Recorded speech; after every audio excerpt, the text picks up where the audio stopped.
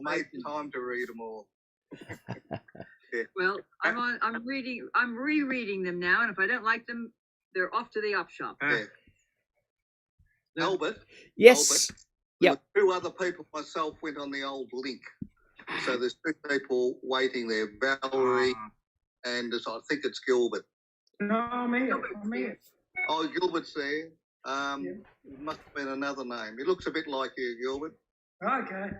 And Sorry for casting aspersions on your character. That's all right.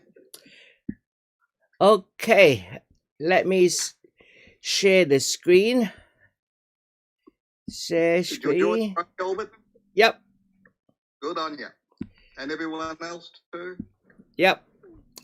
Okay, do you see the screen? Yep. Yes. Okay, today we will be on geological time scale. Okay, so what is geological time scale?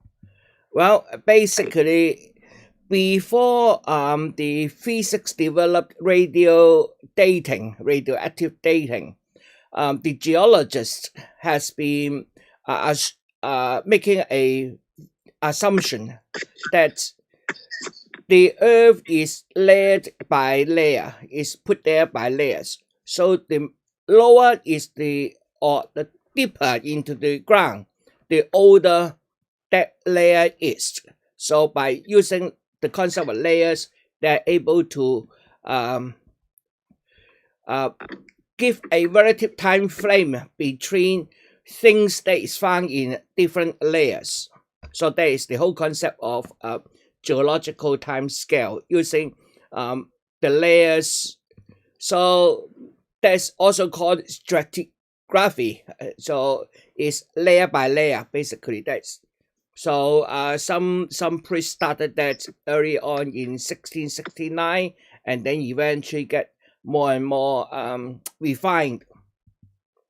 So this is a typical layer. We can see that the mountains is actually seems to be laid there one layer at a time, and different layer have different colors and different compositions, etc. So all these different compositions must represent something that's happening on Earth at that time.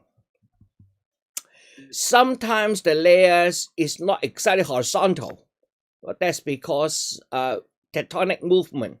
Some of the layers are being pushed up over the ground by tectonic plates underneath, or sometimes it will be pushed up through volcanic activities and so on. So these layers is not necessarily parallel to the horizon, but when they were formed, they must be formed parallel to the horizon. So we have to understand that it comes out due to tectonic movements. What's interesting is looking at the life in each layer. So in each layer, sometimes we will able to find some fossils. The fossils in that layer represents the kind of living organisms available during that time when the layer is put down.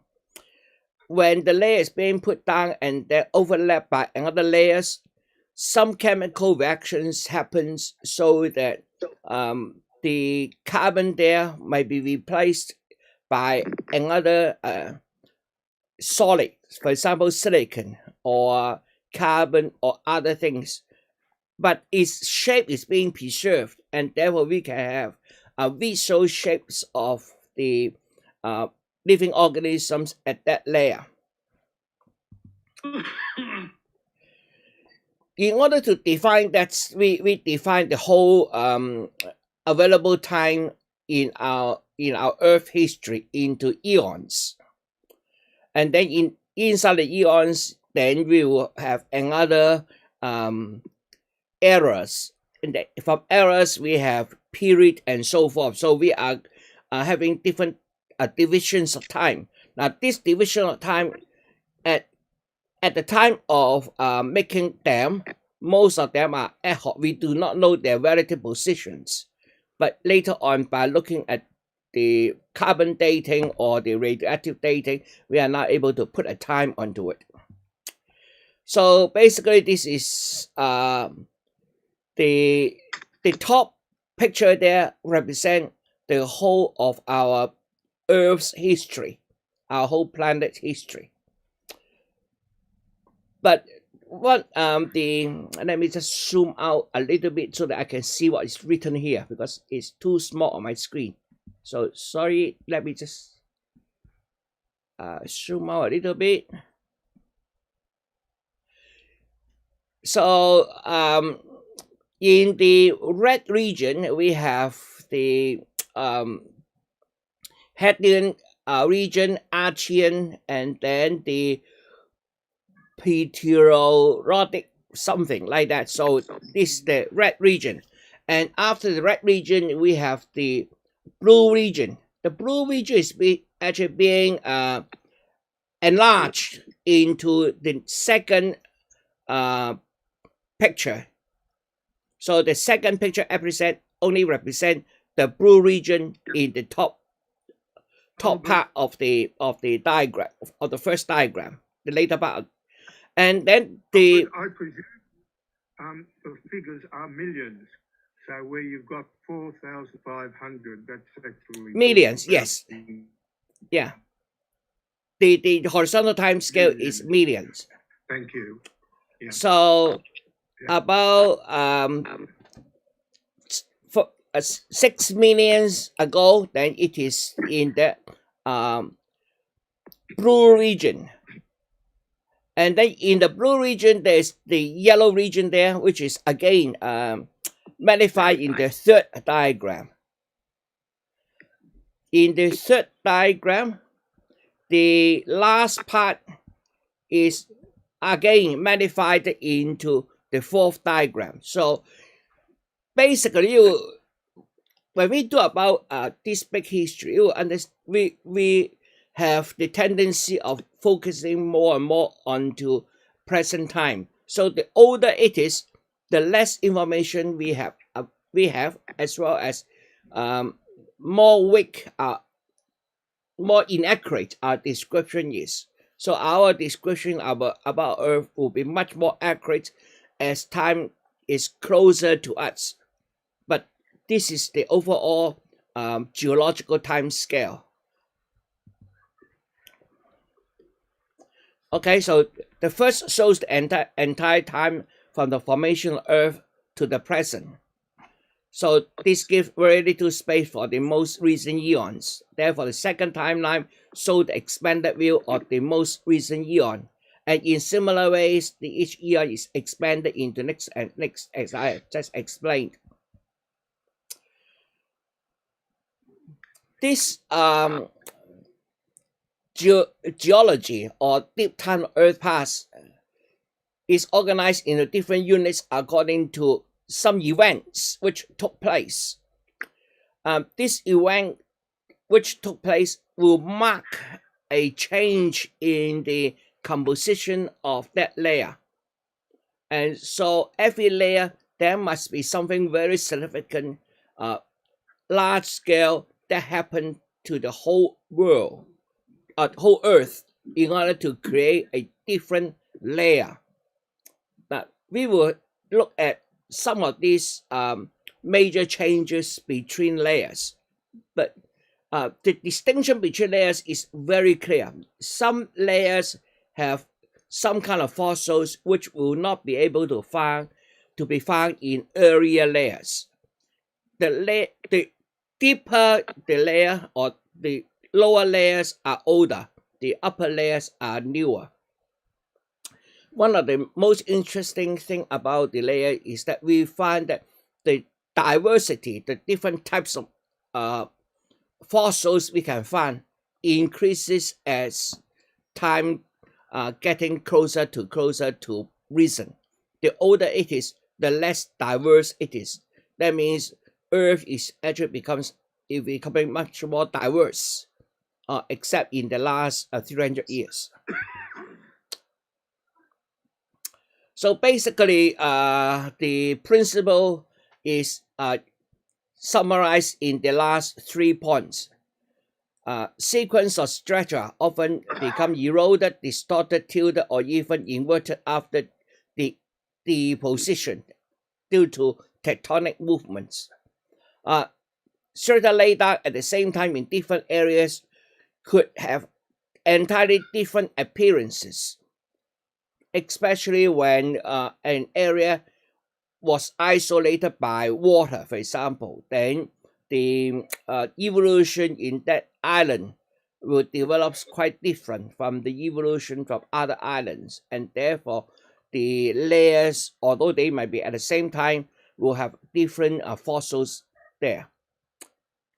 The strata of any given area represent only part of the Earth's long history, because a layer is part of history.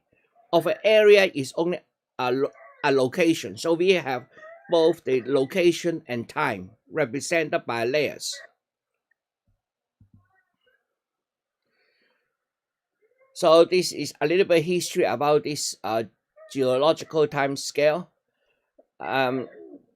It dates back to about 18th century. The most influential of those early attempts divide the rocks of Earth's crust into 4 types: primary, secondary, tertiary, and quaternary. And then each type of rock, according to the theory, formed during specific time in the Earth history. And for a long time, we do not know how long Earth had existed. So the age of Earth has always been a controversial subject. The identification of strata usually is by fossils they contain. So it is mostly determined by the biology rather than by the actual geological happenings. Okay, sorry, I'm moving about the screen so that I can see better. Okay, so we go back to the earliest eon, the Archean Eon. It is about 4,600 million years ago. So MYA stands for million years ago. So it is at the early stage of the formation of Earth. During that eon, there are several interesting things that happened. First of all, at around 4.5 million years ago, we have the formation of Moon, probably from the great giant impact since the end of this era, formation of Earth. And then it's also signaled the end of early bombardment phase. Most of the asteroids, etc., has already attracted to Earth.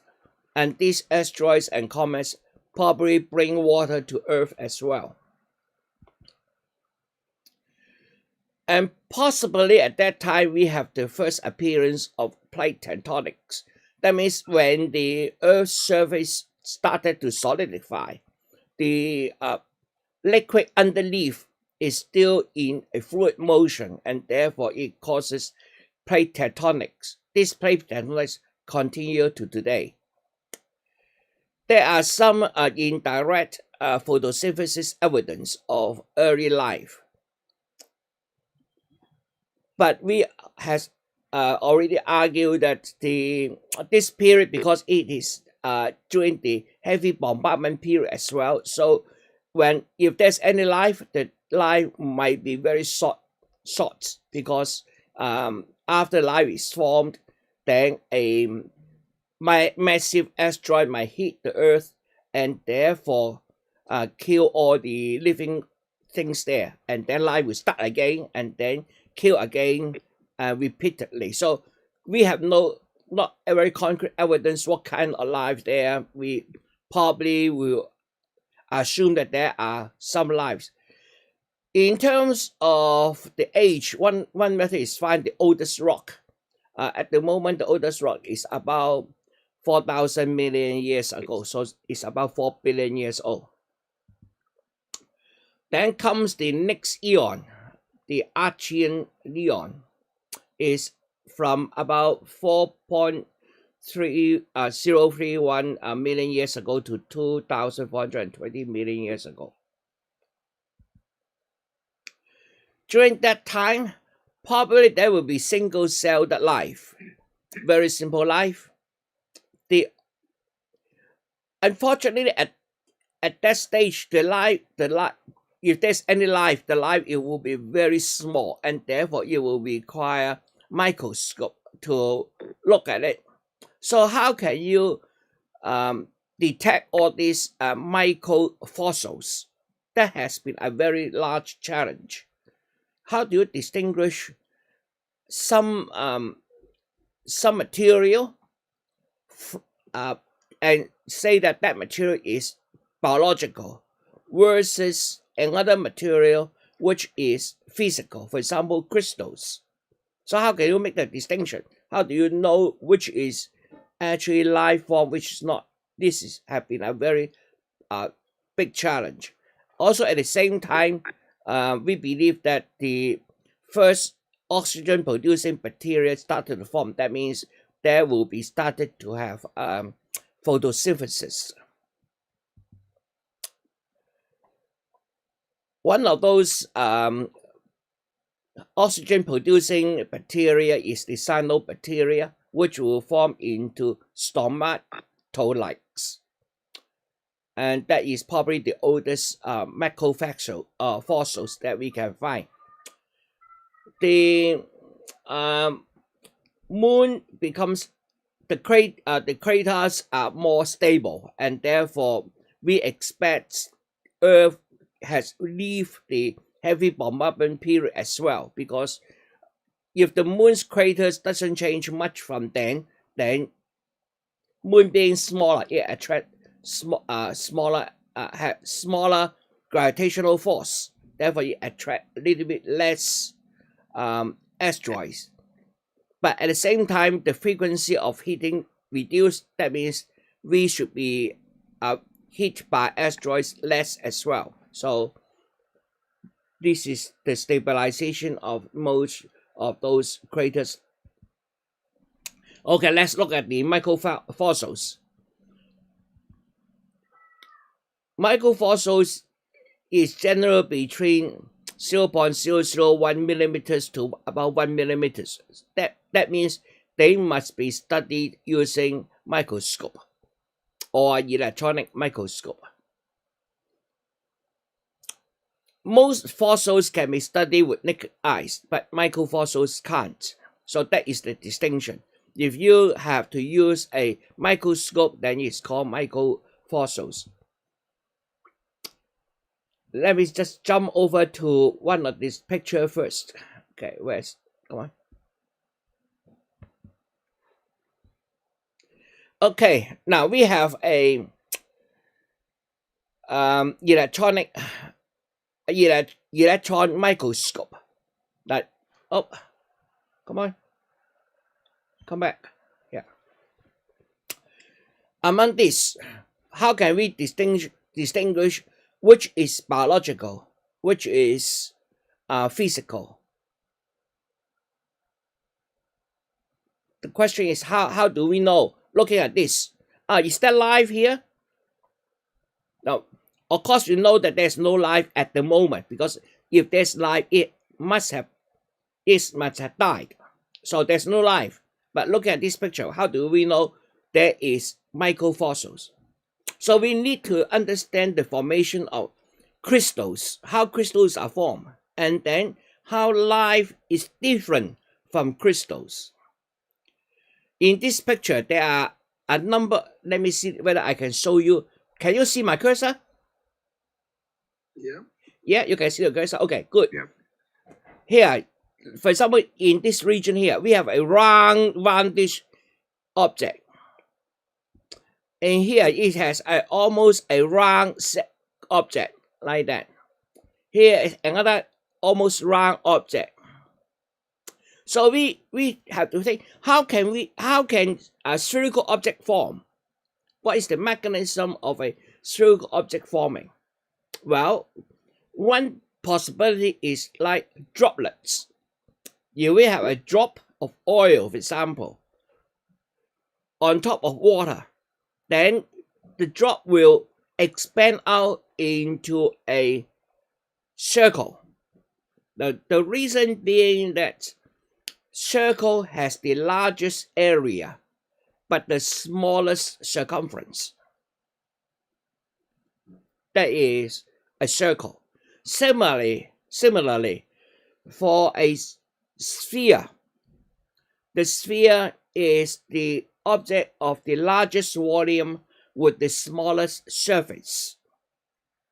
So for circles to form, it means that inside the circle there is a stronger force hold them together in order to produce a tension. So they don't want to spread out. If they want to spread out, then it won't form into something with the smallest surface area or smallest circumference or the length. So by looking at the circles, we know that the inside of circles and the outside of circles, there is a fundamental different attraction force between them. This different attraction force probably come from organic materials. For inorganic materials, then the inorganic material will dissolve. For example, you will have a sodium chloride solution, a salt solution, and water. You put the salt solution into water, it will dissolve. But you will have an organic, like oil. You put a drop of oil onto water surface, then the oil will hold together into a circle.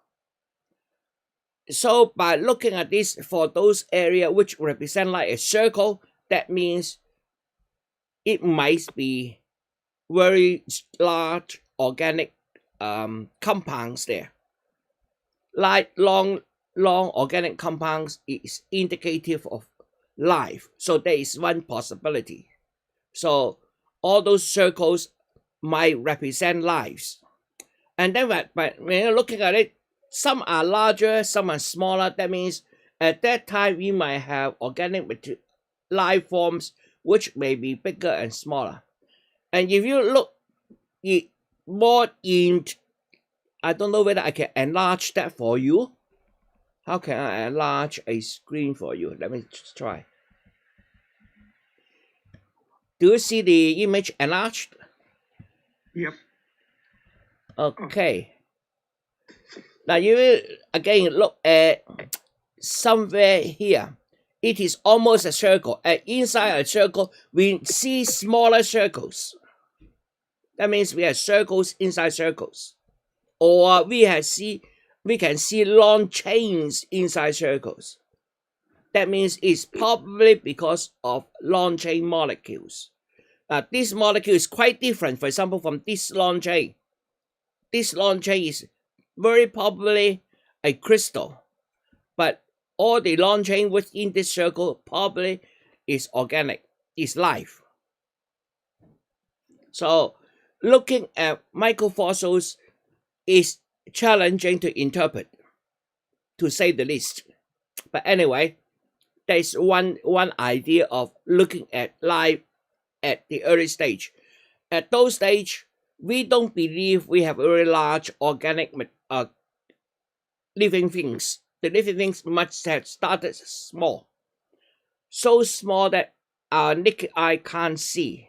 So we need to use microscope or electronic microscope to look at it. When we look at it, because we are looking at it in that way, so they are all false color. We can only add the color by computers.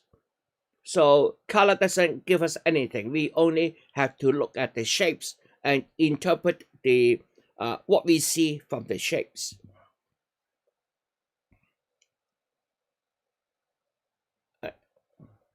Is that?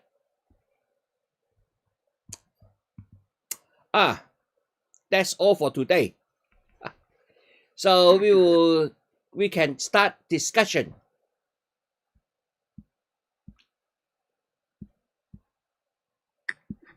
Any question? Let me put the Zoom down so that I don't have to hold my head up like that. Not directly, Albert. You explained it very well, and it gives us an idea of how things went in layers. We've always known that. But it's interesting, even some parts of Australia, we got the imprints of the large dinosaurs.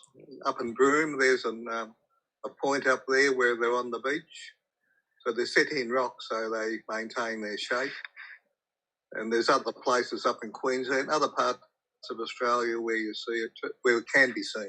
Yeah. The when we are studying something that old, there's always a lot of guessing. The only thing we can do is use so-called educated guess to try to understand what that might be. So, as I just described in the microfossils, the interpretation there caused a lot of arguments between scientists. But the thing with that, Albert, if a scientist doesn't get it right or an inquirer doesn't get it right, others are doing a similar thing, might have a different answer, and then eventually they can discuss it and try and arrive at what's more likely. Yeah, and then they will need to use theories or evidence to convince each other. So eventually, what I'm describing is, of course, at the moment is quite settled. I'm not at the front edge of the scientific discovery. I'm just telling you what has almost come to a conclusion. So, for example, we now have the time frame. Our Earth is approximately 4.6 billion years old. So that is almost a conclusion now. But just remember, when that number is coming out, there will be a lot of argument. For example, at some stage, some priests use the Bible from the description of Bible from Adam and Eve, and then count how many generations, and then from there they come up with an age of Earth, because according to the Bible, the Earth is formed at a time. Adam and Eve come about at about is that the last days of the 7 days? We're about to enter the Jewish year 5789, which the literalists believe is the beginning of the Earth. Okay, 5,789 years ago. And as you said, that's based on looking at the various generations. Yeah. However,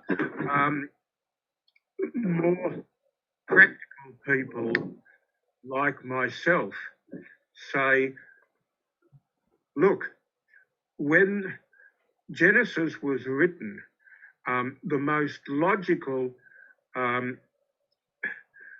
period of time that most people knew was the day. Now, if you take the word day and replace it with the phrase period of time, in the first period of time, God created the heavens above, you find something quite intriguing. And that is that with one exception, the Genesis aligns with the Darwinian theory. Everything is in the right order, with one exception. According to Genesis, birds came before reptiles, and according to Darwin, reptiles came before birds. But everything else is in the right order. Well, in the Bible, there are a lot of animals which the people in the Middle East doesn't know. So there's no emu, there's no Well, koala, there's no yeah, of kangaroo, course. and so forth, because these animals is limited to Australia, and that they are not known to the people in Middle East, so they are not included. Yeah. What's your point? The point is that the Bible is written by human. Yeah.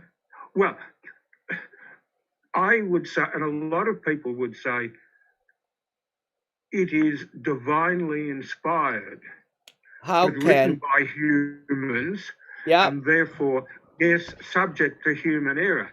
But look, there are general descriptions of animals, and the fact that it doesn't mention typical North American animals, it doesn't mention Asian animals, it doesn't mention Australian animals, that doesn't mean that they didn't exist. Of course they did. yeah. But anyway, this is not a religious course. We stick to science. That's my course. Yeah, we stick to science. But anyway, Although, Albert, I notice you've got a book behind you there, a blue book with the word God very, very prominent on Yeah. the book. that book is called God Created the Integers. The indigenous.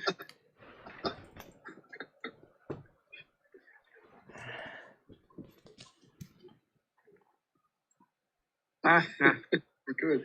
By Stephen Hawking. by yeah, Stephen okay. Hawkins. Yeah, well, Well, yeah. You can imagine my opinion of Stephen Hawking.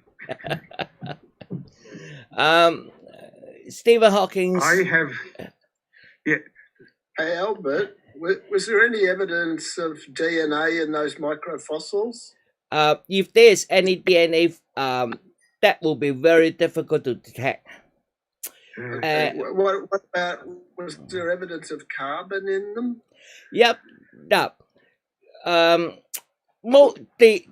reason that it becomes a fossil is because of a process of replacing some of the elements with another elements, so that it becomes a fossil. For example, silications.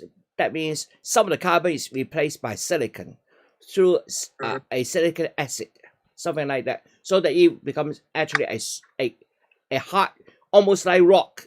When we look at fossils, from chemical composition, it's very close to rock. So we can only distinguish from its layering, its physical features. So, and then of course now we understand the process of how fossils are formed under suitable condition. Then the acid come in, replace the carbon, and then it becomes silicon, and then it becomes a fossils. So, but at that time we believe that at the early stage we do not have DNA, we have RNA.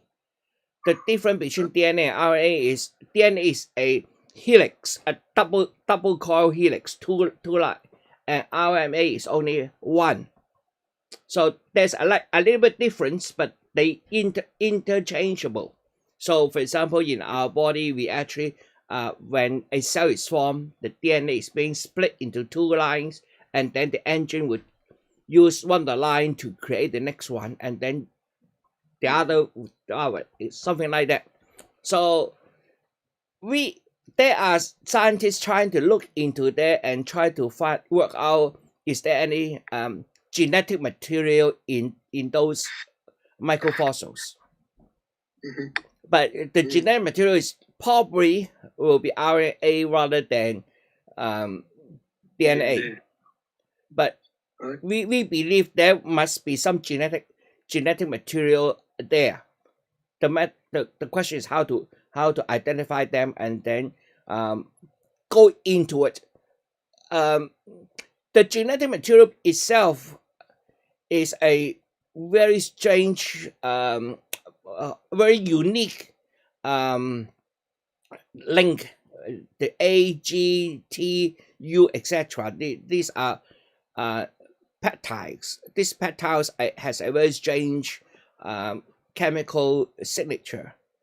So the question is, can they reproduce that? And then we'll look at it. Most of them will be lost, I suppose. I don't know. There's something totally out of my knowledge area. Maybe I look at it and then we'll try to come to you an answer. At the time, those diatoms, whatever you call them, existed, the microfossils, was there water around? Yeah, it should have. Yeah. It should have. Now, we believe that life started in water. Yeah. Now, the reason why you have to start in water is because we need a medium for all these molecules to really able to associate. Yeah. So if it is in solid, then they can't move. But if it's in water, then you can move together. And then when they move together, they can stick together or form together, and then becomes more complex. So life should have started on water. And so one of the conditions. So one of the conditions of this to start is actually water must be moving. So the moon helps a lot. Right. The moons give us tides. Yeah. And the tides keep the water moving, and that helps a lot. So of course, water will move naturally through river and streams. So as long as there is evaporation, so the water moisture will rise to the air, and then when it condenses, it becomes water. It not necessarily fall back to water, it will fall back to some solid area like land, and then it will flow from high to low. So that will cause some motion as well.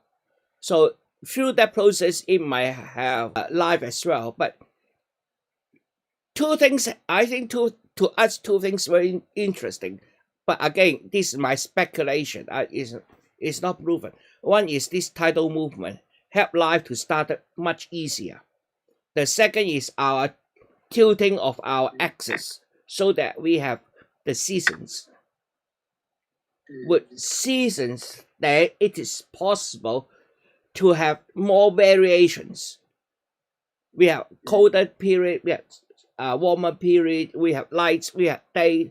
All these changes will cause a lot more mixing.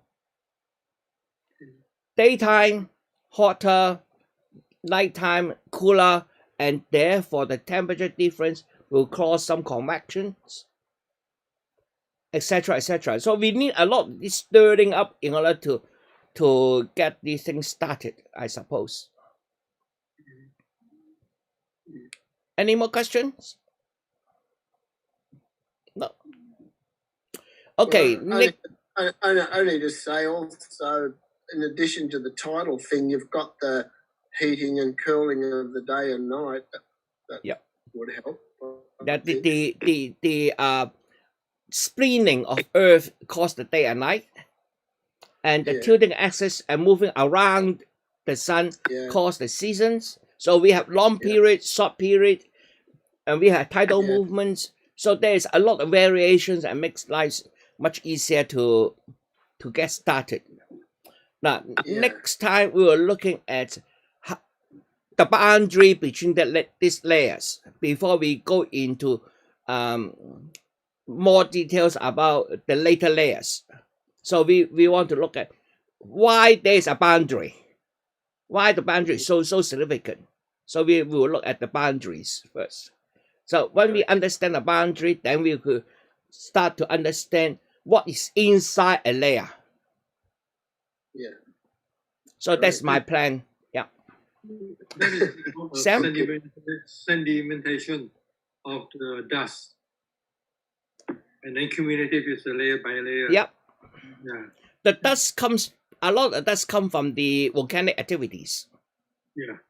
So also come from the moon's gravity and in the core of the gravity. Yeah, the gravity, the weathering, the dust storms. So there's a lot of mixing on Earth, and that is how life should have started. So if we are looking for life in other planets, we should be looking at the same thing. See whether the planet has the rotation speed, how it rotates, whether its axis is inclined or not. But these are very difficult to look at given the distance at the moment from all possible exoplanets. Okay, so I will. Yes, Sam. Yes, it's quite. I think some of a big history also within inside. As far as I could understand that in the ancient history of Chinese story, that whenever there's 6 moons, 6 planets, or 5 planets gathering together on one line, and that could be happen something which is on the Earth, either the evolutions, and then the earthquake, flood, and then changing the humans, vanish or disappear, and so on. Well, I think a lot of political changes. And then this year, it happened. Just only there's Jupiter, Saturn's moons, and Venus. They're all gathering together. You can last week, I think. Last week I can watch it on the planet. Yeah. And it changed the whole thing in one line. And this could be and continuously happening for the next few months, a half year. Well, this year, 2020, is very interesting. Yeah. We started off with the coronavirus. Yeah, because and spread to the whole world. Okay. And then also in about 1840 that year, and then until now. And then 60 years ago is also one of the revolution years in China. And then 120 years ago is the year of the first Opium War. Yeah. So to the Chinese, this 60 years period is very clear. I don't know why, but I haven't studied history, so I probably would look into the European history, see whether there's a 60 years cycle of important political changes. At that time, also in the western area, there are some virus also killing, vanish a lot of human beings as well. Yeah, it's a similar period of time. Yes. But I think if there's any relationship, it should be global.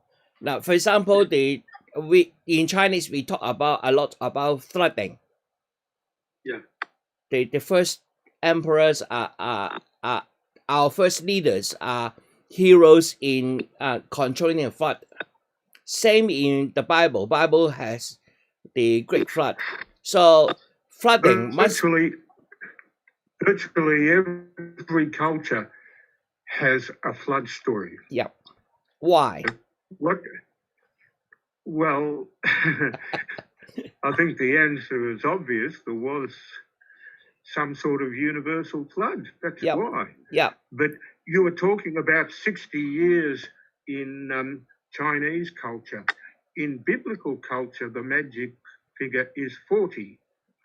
40 years in the desert, 40 days, 40 nights. 40 keeps cropping up in the Bible. Okay, 40 is the Bible, which with 60s, there's a common denominator. So 340 years is 260 years. Multiplied by 20. Yeah. So I think that might be, says Susan. I'm just unmuting myself.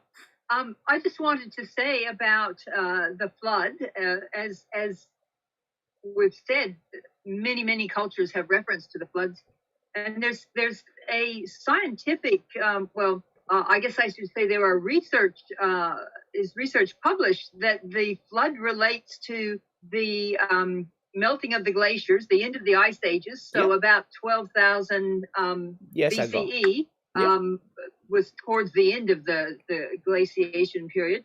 And with the melting of the glaciers and the filling of the rising of sea levels, it is claimed or proposed that was when the Bosphorus joining between the Black Sea and the Mediterranean Sea took place. And that is asserted to be the flood that's referred to in many different early literatures and stories. Yep.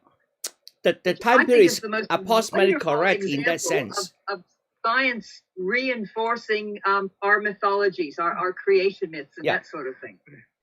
Because because next time we'll look at something called snowball Earth. When we look at snowball Earth, which is one of those boundary layers, then we'll understand why we have floods. So we'll answer that question next time. Just the right time to ask that question. Yeah. On the flooding, there was a place in Turkey I'd been to. It was inland on a hill. It wasn't a mountain, it was on a hill, on a rise. One of the famous places, I can't remember the name of it. Ararat. That this used to be where a port, the sea level came up. So looking now, what's a plain was the bottom of a sea at some stage in the past. Yeah. For example, what's been said.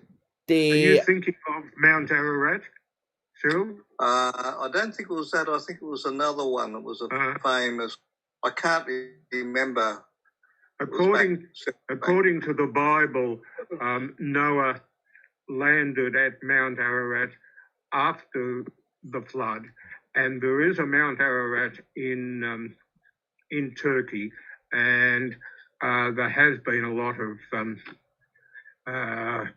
work done on the mountain to find find the law.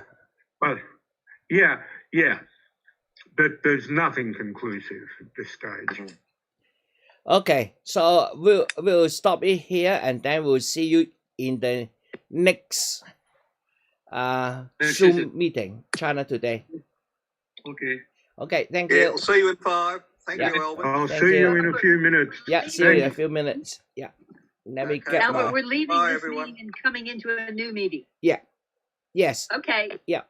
Thank you. Albert, thank you. Yeah, thank you. Bye. China Today at 1 o'clock. Yeah, we've got a thing over there to go on to.